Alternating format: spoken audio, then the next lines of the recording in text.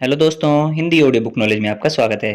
तो बात करते हैं पुस्तक आपके अचेतन मन की शक्ति से आगे। इस पुस्तक के 7वें अध्याय जो कि है चेतन और अचेतन मन के रिश्ते को समझना। तो चलिए दोस्तों शुरू करते हैं। और हाँ, यदि आप चैनल पर पहली बार आए हैं तो प्लीज़ चैनल को सब्सक्राइब कर दें और साथ में बने बेल के आइकन को प्रेस कर दें। ये बिल्कुल फ्री होता है, इसका कोई भी पैसा नहीं लगता। इससे होगा यह कि मैं जब भी कोई अन्य वीडियो अपलोड करूँगा तो उसकी जानकारी आपको पहले मिल जाएगी। और यदि आपने इसके पहले के 6 पार्ट नहीं सुने तो वो भी सुन लें, जिसका लिंक आपको नीचे डिस्क्रिप्शन बॉक्स में मिल जाएगा। तो चलिए दोस्तों शुरू करते हैं। अध्याय 7वां, चेतन और अचेतन मन के रिश्ते को समझना। अध्याय 5 में डॉक्टर मर्फी ने लिखा है, आज दुनिया में इतनी अशांति और दुखों का एक ही कारण है कि लोग अपने चेतन मन और अचेतन मन के बीच के संवाद को नहीं समझते। जब ये दोनों मन दो सिद्धांतों के रूप में आपसी सहमति, एकता, शांति के साथ एक दूसरे से मिलकर काम करते हैं तो हमारे जीवन में स्वास्थ्य, सुख, आनंद और शांति लाते हैं। जब चेतन और अचेतन मन एक दूसरे के साथ समन्वय और शांति से काम करते हैं तो किसी प्रकार की तकलीफ या कलह की संभावना नहीं रहती। आइए अब चेतन और अचेतन मन के बीच संवाद को गहराई से समझने का प्रयास करें, जिसके बारे में डॉक्टर मर्फी बात कर रहे हैं। और यह भी समझने की कोशिश करें कि किस तरह हमारे अचेतन मन में संग्रहित सूचनाएं हमारे व्यवहार और निर्णयों को प्रभावित करती है। हम किस तरह सोचते हैं, किस तरह सृजन करते हैं और किस तरह चेतन और अचेतन मन की सहायता से कोई निर्णय लेते हैं। इसके लिए हमारे मन में 3 स्तर होते हैं। ये है चेतन, अवचेतन और अति चेतन मन। ये 3 विभिन्न मन नहीं हैं, बल्कि हमारे एक मन के 3 विविध स्तर हैं। जब मैं 1969 में पहली बार ओमेगा एग्जीक्यूटिव डायनेमिक्स के सेमिनार, जिसका उल्लेख इस पुस्तक की प्रस्तावना में किया गया है, में शामिल हुआ था तो मुझे याद है जॉन बॉयल ने श्याम पट पर 3 गोले बनाए थे जो आगे दिए गए हैं। मैंने उनसे तीनों मन के संवाद के बारे में जो समझा वह मैं आपके साथ साझा कर रहा हूँ। हम अवचेतन मन से शुरुआत करते हैं। अवचेतन मन का पहला काम होता है प्राप्त सूचनाओं को संग्रहित करना, यानी इकट्ठा करना। यह हमारे मन का वह हिस्सा है जो संग्रह और स्मृति के लिए जिम्मेदार है। कंप्यूटर की शब्दावली में इसे हमारे शरीर की हार्ड ड्राइव कहा जा सकता है। और उल्लेखनीय बात यह है कि हमारे जन्म से लेकर आज तक हमने जो कुछ भी देखा है, सुना है, अनुभव किया है और अब हम उनके बारे में क्या महसूस करते हैं, वह सब इसमें ज्यों का त्यों अंकित रहता है। अर्थात दूसरे शब्दों में यह हमारा स्मृति कोश है।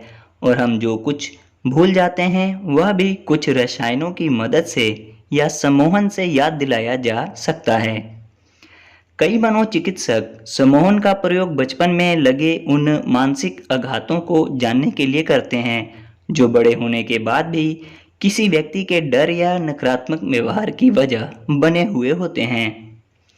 शक्तिशाली डर के बीज बचपन में ही पड़ते हैं जो बड़े होने पर जड़ जमा लेते हैं, मगर उस समय हम यह नहीं समझ पाते कि यह डर आया कहाँ से है। हाँ, हम यह जानते हैं कि कुछ परिस्थितियाँ हमें उत्तेजित करती हैं, आवेशित करती हैं और हमारा व्यवहार बदल जाता है। साथ ही हमारी नकारात्मक आदतों के नमूने हमारे अवचेतन मन में ही एकत्रित रहते हैं। अतः अवचेतन मन का मानसिक चित्र कुछ इस तरह का होगा। अब हम यह जानते हैं कि हमारे अवचेतन मन में जो सूचनाएं संग्रहित होती हैं, हमारा व्यवहार भी उन्हीं के आधार पर तय होता है, क्योंकि हम में से हरेक व्यक्ति के अनुभव अलग हैं। क्योंकि हमारे अवचेतन में संग्रहित सूचनाएं अलग हैं और इसीलिए दो व्यक्तियों से एक जैसे व्यवहार की अपेक्षा भी नहीं की जा सकती। ऐसा अक्सर होता है कि हम किसी परिस्थिति में एक व्यक्ति को वैसा व्यवहार करते देखते हैं जो हमारे लिए अनोखा या विचित्र है। अर्थात हम यदि उस परिस्थिति में होते तो हमारा व्यवहार अलग होता। अतः हम सोचते हैं कि उनकी दिमागी हालत ठीक नहीं है या वे आपा खो बैठे हैं। हमारा व्यवहार पूर्णतः उन सूचनाओं पर आधारित होता है जिन्हें हम जीवन के विविध पड़ावों पर एकत्र करते चलते हैं और उन्हीं से हमारी प्रतिक्रियाएं निर्धारित होती हैं। चेतना के स्तर पर चार आधारभूत घटनाएं होती हैं जो कि इस प्रकार हैं। पहला, हम अपनी इंद्रियों से उद्दीपन ग्रहण करते हैं। दूसरा, हम तुलना या पहचान की प्रक्रिया से गुजरते हैं। तीसरा, हम पहचानी हुई वस्तु का विश्लेषण करते हैं। और चौथा, हम किसी क्रिया, प्रतिक्रिया या निष्क्रियता का निर्णय लेते हैं। आइए अब हर एक कार्य को विस्तार से समझते हैं। समझने में सहायता के लिए स्क्रीन पर दिए गए चित्र की मदद ले सकते हैं। पहला, धारणा या अनुभूति। धारणा या अनुभूति, हम इंद्रियों से प्राप्त उद्दीपनों को चेतन मन में धारण करते हैं। हम देखते हैं, सुनते हैं, महसूस करते हैं, सूंघते हैं और चखते हैं। स्कूल में पढ़ाई गई 5 इंद्रियों के अलावा भी हमारे पास कुछ अन्य इंद्रियां होती हैं, जैसे अंतर्ज्ञान, संतुलन की शक्ति आदि। दूसरा है तुलना।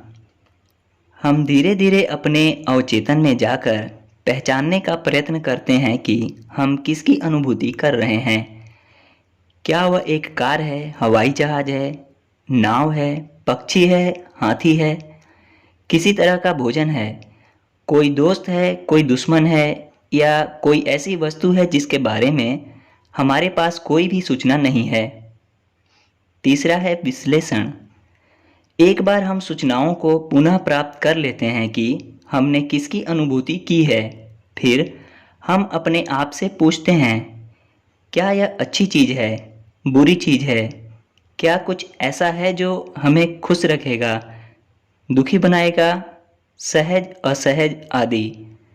जैसे कि हमने पहले लिखा था, छोटे बच्चे प्राथमिक रूप से 2 स्रोतों से सीखते हैं। पहला, अपने पालकों का अनुसरण करके, चूंकि हमारे पालक हमारे लिए प्रेम का एकमात्र स्रोत होते हैं, अतः हम उन्हें प्रसन्न रखने का प्रयास करते हैं। दूसरा, उस वस्तु की ओर बढ़कर जो हमें सहज महसूस कराती है या उस वस्तु से दूर जाकर जो हमें असहज बनाती है। चौथा है निर्णय। एक बार हम स्व विश्लेषण कर लेते हैं तो फिर हम सक्रिय होने, निष्क्रिय रहने या प्रतिक्रिया देने के लिए अपना निर्णय लेते हैं। अतः मुख्य बात यह है कि हम सारे निर्णय अपने पूर्व अनुभवों के आधार पर लेते हैं, भले ही ये अनुभव सच हो या ना हो। हमारी स्व अवधारणाओं में हमारे वे सारे विश्वास, हमारे व्यवहार और राय भी शामिल रहती हैं जो जन्म से आज तक हम संचित करते आए हैं। उनमें से कई आज पुराने भी हो चुके होते हैं। हम में से अधिकतर लोग अपनी सूचनाओं के गुलाम बन जाते हैं। हमारे अनुभव या सूचनाएं हमारे शरीर का हार्डवेयर होता है जो हमें संचालित करता है। हम में से कई लोग नई सूचनाएं शामिल करते हैं, मगर बहुत से लोग हमेशा पुरानी सूचनाओं, विश्वास प्रणाली को जमा करके रखते हैं जो वर्तमान में उपयोगी नहीं होती। एरिक हॉफर, जो अमेरिकी लेखक हैं और स्वतंत्रता का राष्ट्रपति पुरस्कार जीत चुके हैं, उनके अनुसार परिवर्तन के समय में सीखने वाले धरती के वारिस बनते हैं, जबकि विद्वान लोग अपने आप को उस जगत के साथ व्यवहार करने में समर्थ पाते हैं जो कि अस्तित्व में ही नहीं है। हम उन लोगों को जानते हैं जो अपने जीवन में कोई रहस्य या शंका नहीं रखते। उनके जीवन में सब कुछ काला और सफ़ेद ही होता है, अर्थात उनकी धारणाएं बड़ी ही स्पष्ट होती हैं और अपने विश्वास से इतर किसी राय पर जिसके कारण उनकी अपनी राय में परिवर्तन होने की संभावना हो, उस पर विचार करना नहीं चाहते। सीखने वाले लोग जो धरती के वारिस बनते हैं, वे शिक्षा को एक सतत और जीवन भर चलने वाली प्रक्रिया के रूप में देखते हैं। वे सतत नई सूचनाओं की तलाश में रहते हैं, अपनी धारणाओं को चुनौती देकर अपने अवचेतन के संग्रह का विश्लेषण करके उसे नवीनीकृत करना चाहते हैं, ताकि किस सूचना को अद्यतन अपडेट करने की आवश्यकता है या जान सकें। साथ ही यह भी जानना चाहते हैं कि ऐसी कौन सी सूचनाएं हैं जो पुरानी हो चुकी हैं और गलत निर्णयों का कारक बनती हैं। उनका अहंकार नियंत्रण में रहता है और सही साबित होने की बजाय वे सच साबित होने को महत्व देते हैं। आइए अब देखें कि तीन विभिन्न व्यक्ति एक ही स्थिति में किस तरह अलग अलग आचरण करते हैं। यह आचरण वास्तविकता या सत्य पर आधारित नहीं रहता, वरन उसके पूर्वानुभवों पर आधारित रहता है। कल्पना करें कि मैं उस विषय पर भाषण दे रहा हूं जिस पर मैं अभी लिख रहा हूं। मैं तीन व्यक्तियों को मंच पर आमंत्रित करता हूं। तीन महिलाएं, मैरी, शैली और जैन, मंच पर आईं। मैंने उन्हें एक गोल टेबल के इर्द गिर्द बैठने के लिए कहा। मैंने उनसे कहा कि हम सांपों के बारे में एक चर्चा करने वाले हैं। हम गौटर नामक सांप के बारे में बातचीत करेंगे। मैंने उन्हें बताया कि गौटर सांप के दांत नहीं होते, यह काटता नहीं है और यह कीड़ों को खाता है, आदमियों को नहीं। मैं कहता गया कि गौटर सांप से डरने के पीछे कोई भी तार्किक कारण नहीं है। वे तीनों ही इस बात को मान गईं। अब मैंने उनसे कहा, अब जब आप मान गई हो कि सांप से डरने का कोई कारण नहीं है, तो अब मैं आपको अपने पालतू लैरी से परिचित करवाता हूँ। कहकर मैंने एक गौटर सांप निकालकर टेबल पर रख दिया। सांप टेबल पर रखने से पहले ही मैरी के चेहरे पर हवाइयां उड़ गईं। वह जोर से चीखी और मंच से लगभग भागते हुए सभागार से बाहर निकल गई और फिर दिखाई ना दी। ऐसा क्यों हुआ? चलिए उन चार बातों को फिर से जांचते हैं जिनकी चर्चा हमने अभी की थी। पहला, धारणा। मैरी ने अपनी इंद्रियों द्वारा वस्तु की सूचना प्राप्त की। इस मामले में मैरी की आंखों ने उसे सूचना दी कि कोई जीवित, बेलनाकार और लंबी वस्तु टेबल पर है जो आड़ी तिरछी चाल के साथ गति करती है। दूसरा, तुलना।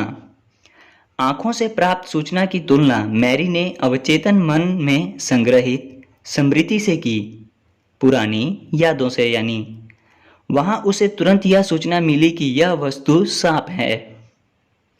तीसरा, विश्लेषण।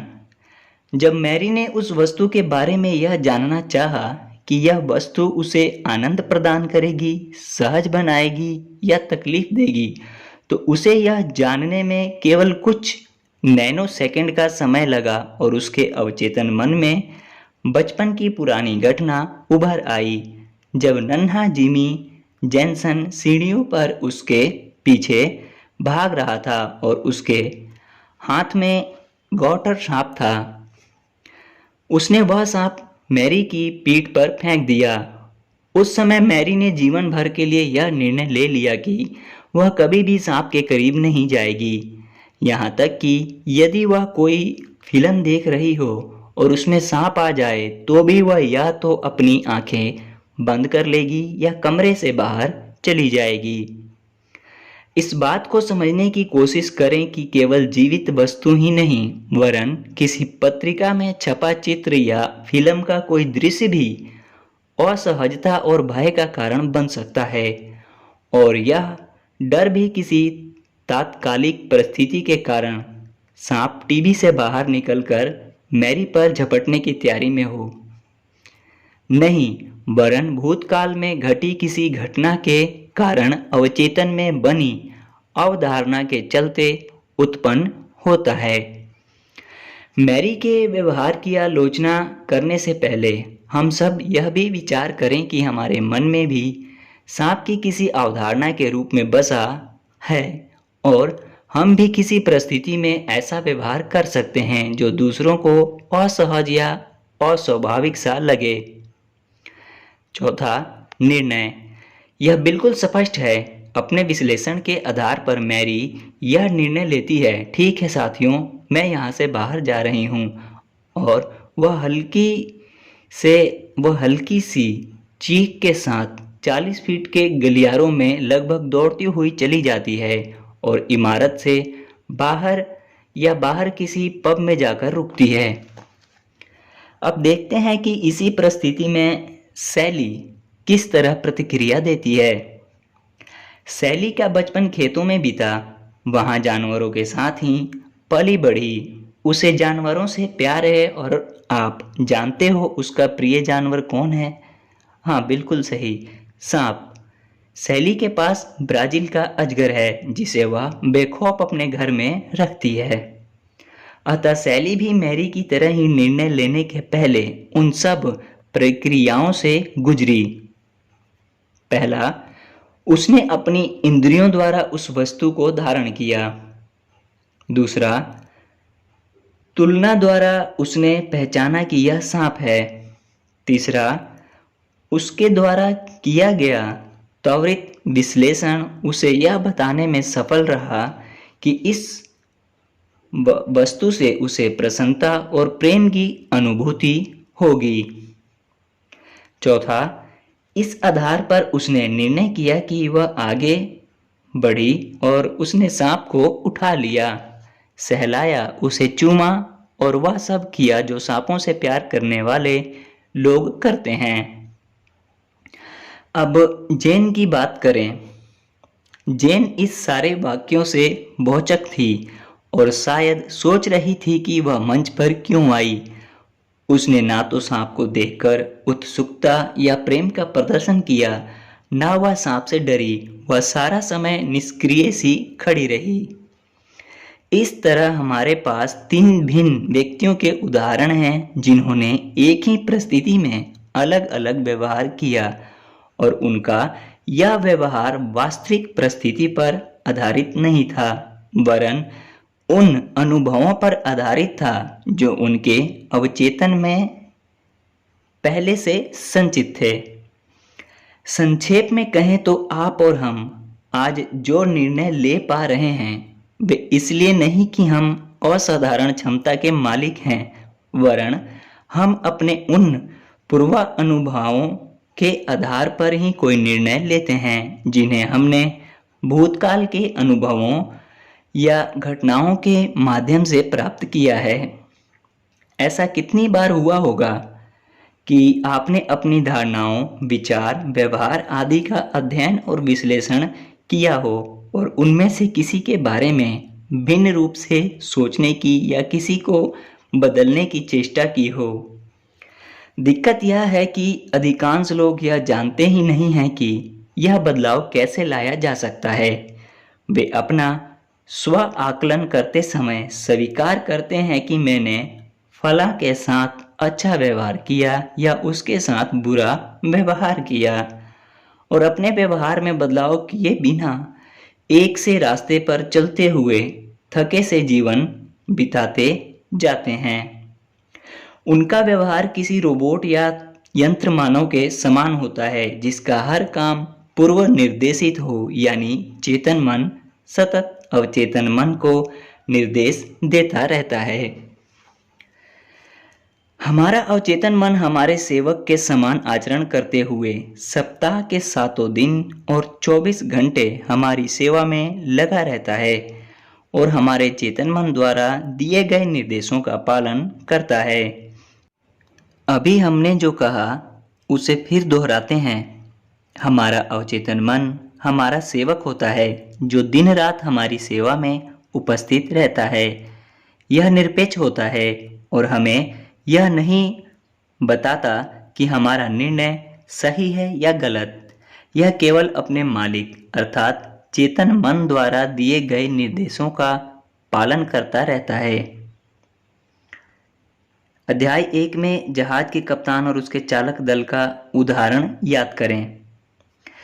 यदि अवचेतन मन का सही तरह उपयोग किया जाए तो यह किसी भी तरह के सकारात्मक परिवर्तन को लाने का सबसे बढ़िया उपकरण है। हमें स्वसंवाद की ताकत को समझकर हम अवचेतन मन से क्या निवेदन कर रहे हैं इसका ध्यान रखना होगा। इसे कैसे करना है यह पुस्तक आपको बताएगी। अति चेतन मन की बात करने से पहले हमने अब तक जो कहा उसे सारांशित करते हैं। हमारे आज के निर्णय हमारे भूतकाल के अनुभवों और सूचनाओं पर निर्भर रहते हैं। हम आपको यह बताएंगे कि आप अवचेतन मन में संचित जिन सूचनाओं को बदलना चाहते हैं उन्हें कैसे बदला जा सकता है। हमें यह समझना होगा कि हमें भी कुछ बातों को व्यक्तिपरक ढंग से ही देखने के लिए अनुकूलित किया जाता है और हमारे पूर्वाग्रह यहीं से आते हैं। एक बार जब हमें वह उपकरण मिल जाए जिसके द्वारा हम अपने जीवन में सकारात्मक परिवर्तन ला सकते हों और उनका उपयोग कैसे किया जाए यह भी हमें पता लग जाए तो हमें अपने अवचेतन मन का परीक्षण करने और उसमें किस तरह की सूचनाएं संग्रह हेतु देनी है और कौन सी अनुपयोगी सूचनाएं इसमें से हटानी है इसे जानने का एक शुभ अवसर हमें मिलता है। यहाँ एक महत्वपूर्ण बात समझनी होगी और वह यह है कि जब हम किसी ऐसी सूचना को धारण करते हैं और पहचानते हैं जो किसी नकारात्मक आदत को दिखाती है तो इसका प्रभाव हमारे विश्लेषक पर पड़ता है और हम इस स्थिति में उसी तरह प्रतिक्रिया देते हैं जिसके लिए हमें अनुकूलित किया जाता है। ऐसे समय हम पूरी तरह अतार्किक व्यवहार करते हैं। एक बार जब हम अपने भीतर की नकारात्मक आदतों के नमूनों को पहचान लेते हैं तो हम अपने अवचेतन में नई सूचना संग्रहित कर सकते हैं जो हमें इच्छित प्रतिक्रिया की प्राप्ति में मदद करे। यह हमें उस नकारात्मक आदत के बंधन से भी मुक्त करता है। मन की तीसरी अवस्था अति चेतन मन है जिसे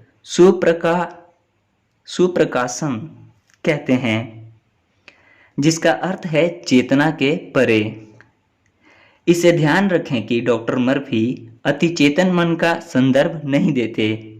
इस क्षेत्र में अधिकांश काम 1963 के बाद हुआ है जब मर्फी अपनी पुस्तक लिख चुके थे।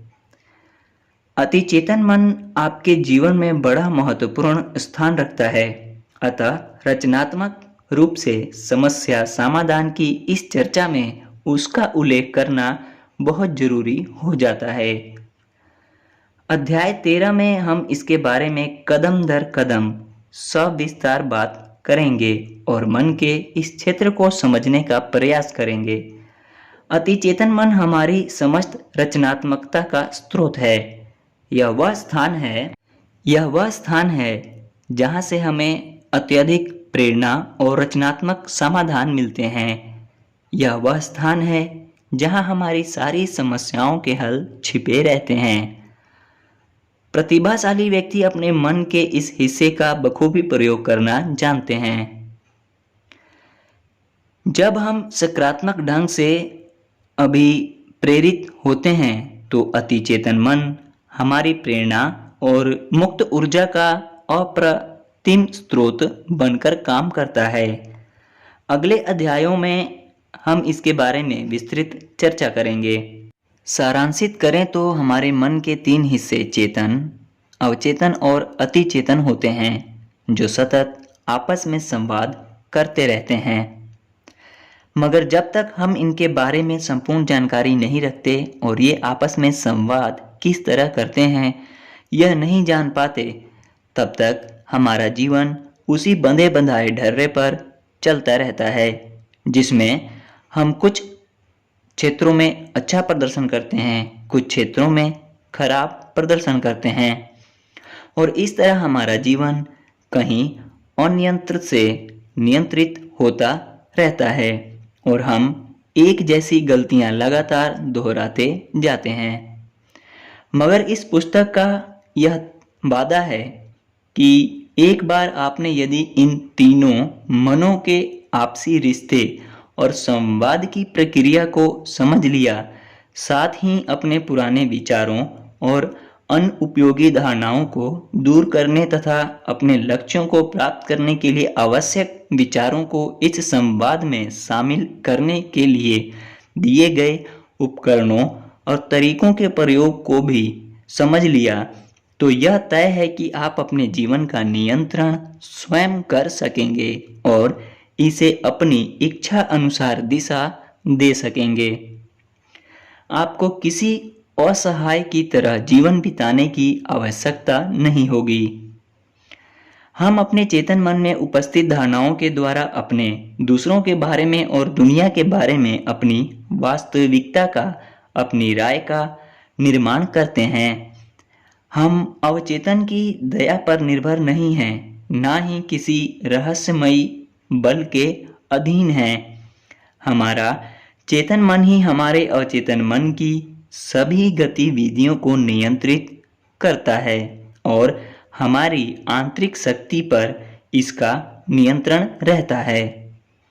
यह शक्ति वास्तविकता के प्रति हमारी राय, हमारे विचारों के अनुसार जागृत होती है। यदि आपको अपने अनुभव सही नहीं लगते, तो आपको अपने चेतन मन के विचारों और अपनी अपेक्षाओं में बदलाव लाना होगा। जो संदेश आप अपने विचारों के द्वारा अपने शरीर को, अपने मित्रों और सहयोगियों को भेजते हैं, आपको उनमें परिवर्तन लाना होगा। The nature of personal reality, Jane Roberts.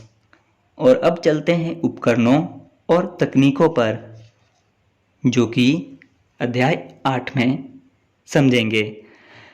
तो इसी के साथ दोस्तों ये वीडियो समाप्त करते हैं। मिलते हैं आपसे इसके नेक्स्ट पार्ट अध्याय 8 में, जो कि है अभिपुष्टि और इसके तरीके।